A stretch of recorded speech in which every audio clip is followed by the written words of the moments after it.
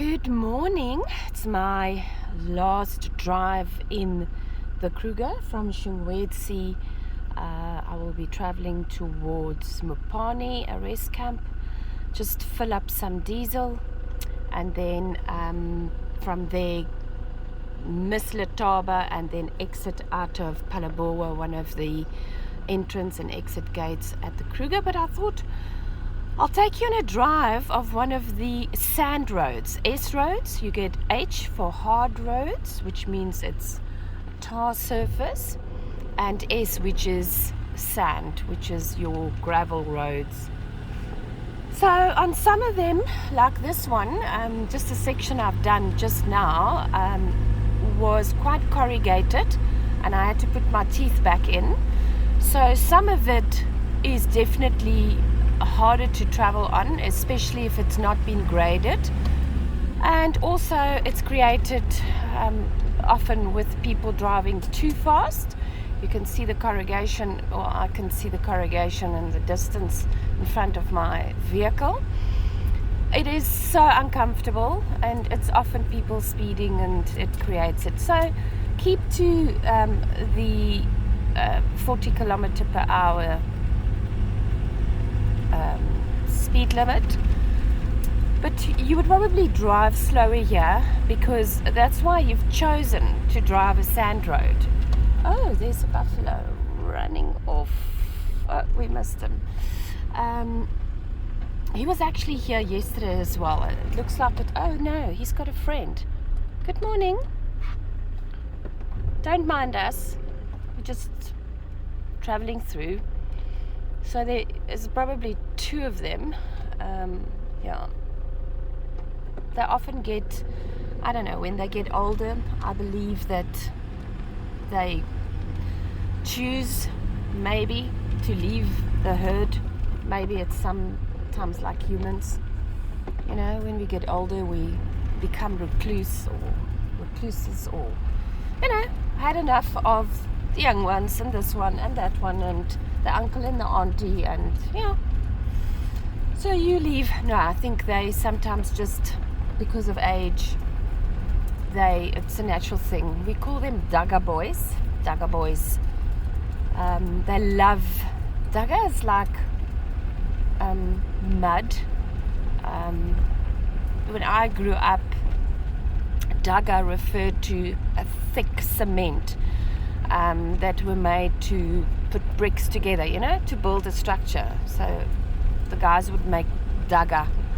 So that's probably where it derives from. But anyway, I'm waffling. So the corrugation, it's hectic. So yeah, you can see it there. It's bad. But anyway, this is what the roads would look like. And there you go. That's what it sounds like.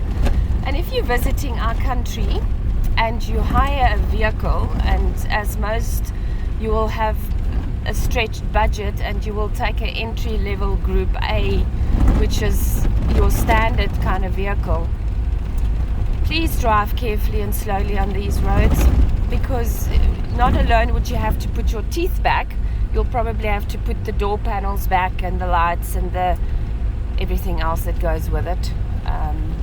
So yeah. So here we are at Red Rocks, which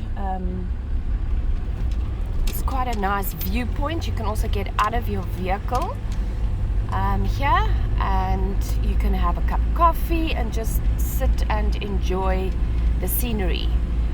You will travel off the main road, the hard surfaced road that goes from Shingwedzi towards Letaba. There's various routes to get here. There's a very long dirt road of about 54 kilometers. Definitely would have to put your teeth back on that stretch of road if you're driving sand road, but if you're driving at 20 kilometers per hour, you'll be fine. This looks like elephant dung. So this is an area where a lot of elephants congregate. And yesterday when I visited Red Rocks, there was a beautiful elephant sighting with 4 elephants drinking from the water source at the bottom. So this is a typical sand road. Oh, what do we have there? Let's see. There's two birds right at the top actually. I don't actually know what that is. I have to identify it. Let's see if we can zoom. No, we can't. Okay, off it goes.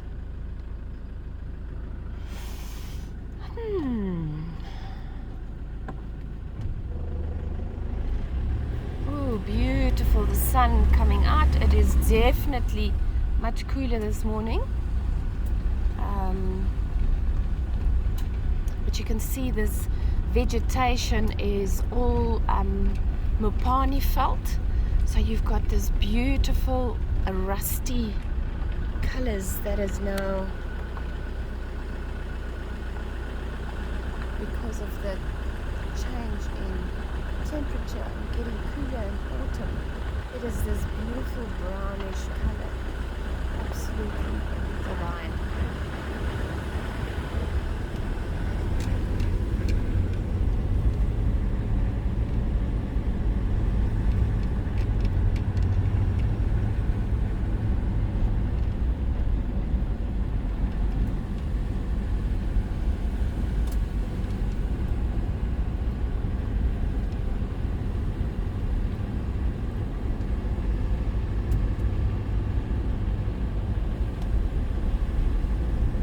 A lot of cloud coverage, but that will be burnt off during the course of the day. I can tell you that yesterday was 28 degrees in Shingwedzi. It was hot, people.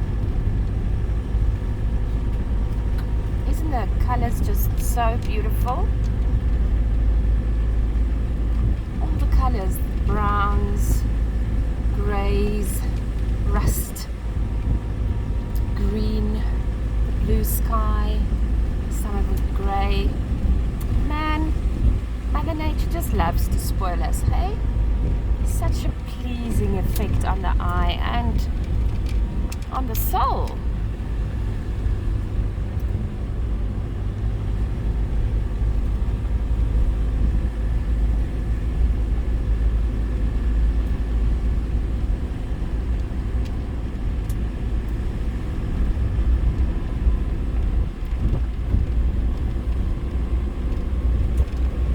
See a lot of elephant dung everywhere. Definitely an area that is frequent by elephants. And yes, when you come to the Kruger National, take the side roads. Have a look at what's on that inside. Don't be afraid. If you've not been here before and you're worried, about the sand roads, don't take that road. You'll be surprised. Ooh, that's fresh elephant dung. I normally drive much slower if I see that, because if you've got a big elephant that gets startled by your vehicle, it creates stress for him or her, but it's also not pleasant for you. So drive slow, plan your time. And here we go. This is Red Rock's lookout point, and it's quite a, I'm gonna just park here.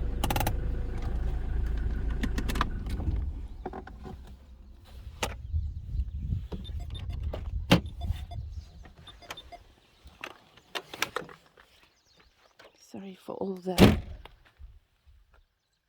noises. Ooh, how did that get there? Anyway, so here is Red Rocks. Isn't it beautiful? Those are the rocks. There's a water source down here, and this is where the elephant drank yesterday. And there's two big crocodiles at the bottom on the other side over there. So let's read a little bit about red rocks. It's quite a thing, so you have to come when you're up at the north. Red Rocks is a unique historical and geological site in the Kruger National Park. The Clarence Sandstone, part of the Kruger Sandstone supergroup, bank which crosses the Shingwedzi River, has a reddish color, hence the name Red Rocks. The underlying geological information or formation consists of fine-grained pink reddish colored Clarence sandstone, often speckled with unevenly distributed creamy colored spots. On the cliff to the left, the basalt layer resting on the sandstone is clearly visible. Another interesting feature at the base of Red Rocks near the low water bridge that crosses the Shingwedzi River is the clear distinction between the Clarence sandstone and older granite layers. As in the case of the well-known Berg's Luck potholes that's situated in Leidenburg, not too far from here, thousands of years of river flow over the Clarence sandstone has led to the formation of deep potholes. Heavy metals were trapped in the potholes and have lured prospectors to the area in the past, like the legendary Bill Lusk, better known as Texas Jack, an American who had settled in the Crook's Corner vicinity, the area near the confluence of the Levuvu and the Limpopo rivers. That's actually right at the top of Kruger National, by the way. If you go in at Pafuri Gate and you drive to the picnic spot up there close to the Levuvu, you can actually drive to Crook's Corner. There's also a plaque like this one, and tells you a little bit about the history about that area, and it basically separates South Africa from Mozambique and Zimbabwe across the rivers. So old Texas Jack settled up there, and who discovered alluvial gold in around the 1920s. Red Rocks also has local cultural history. In the early 1890s, it was known to the local people as Rebea Gudzani, meaning Gudzani's rock, derived from the name of one of their gods. Kubiane. When passing through the area, the indigenous people would never fail to pay tribute to Kubiane by offering some of their possessions, like a little bit of tobacco, a small piece of meat, or a piece of clothing. They would offer this prayer: "We call upon you, Kubiane, Master of the universe, creator of trees, rivers, grass, mountains, clouds that give us rain, wild animals and people. We pray to you to protect and shield us on our way, to provide us with the meat, with the food of the wilderness, to give us happiness, a good road ahead, and enough sleep to stay alive." If they were fortunate enough to kill a wild animal for food on their journey, they would first cut out a choice piece of meat and offer it to Kubiane, while singing songs of praise, usually beneath a nkani, marula tree, or by placing the offering under a rock that would serve as an altar. Just as a matter of interest, the marula trees and various other trees in local cultural beliefs have a lot of energy, as do I believe. Trees have energy, and therefore I am a tree hugger. If I get an opportunity to hug a tree, I will do that. And I will breathe in deeply and exhale all the BS of this world, all the unkind actions, all the energy that I don't need. So, next time when you visit the Kruger National, please stop off at Red Rocks and come and do your own little prayer. And then when you come and do your prayer, then maybe you will also feel the energy of my late brother here, because this was also a very special place for him and for us. On those edges there and around this side, there's tiny little holes on the side where bee eaters have actually made their nests on the side of the rocks. Well, it's not really, there's sand in between. But isn't this formation just beautiful? All of what you see here for us to view, to enjoy. And there's so much bird life here. And as, oh, I hear hippos. You see, I can't see how big this water source is all along here, but there definitely is hippo. So you've got to have your wits about yourself, because this is still a wild area, and although this is a lookout point, I have to look around.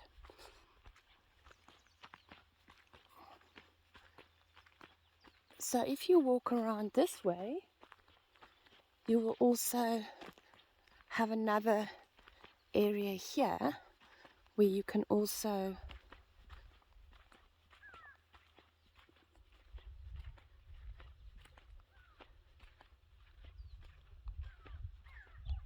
which is also a viewpoint. See how beautiful? Water lilies, lovely big trees.